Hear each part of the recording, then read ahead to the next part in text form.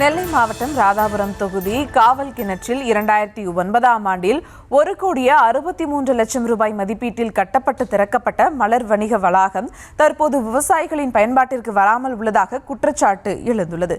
இதுகுறித்து அவர்கள் அளித்த பேட்டியை தற்போது பார்க்கலாம். ஏற்றுக்கூலி இறக்குக்கூலி கொடுக்க வேண்டியது இருக்கு, வண்டி வாடகை கொடுக்க வேண்டியது இருக்கு, எடை கூலி கொடுக்க வேண்டியது இருக்கு. இந்த மாதிரி எல்லாம் சேர்ந்து வரும்போது 10 ரூபாய் கூட அவங்களுக்கு கிடைக்கிறது கிடையாது.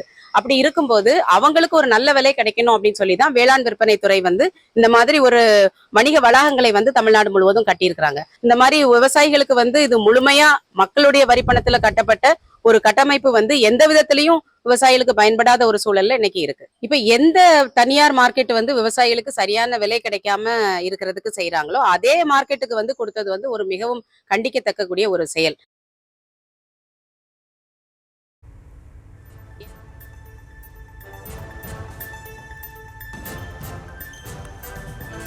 நெல்லை மாவட்டம் ராதாபுரம் தொகுதி காவல் கிணற்றில் 2009ஆம் ஆண்டில் 1,63,00,000 ரூபாய் மதிப்பீட்டில் கட்டப்பட்டு திறக்கப்பட்ட மலர் வணிக வளாகம் தற்போது விவசாயிகளின் பயன்பாட்டிற்கு வராமல் உள்ளதாக குற்றச்சாட்டு எழுந்துள்ளது. அது குறித்து அவர்கள் பேசிய இந்த காட்சிகளை பார்த்தோம்.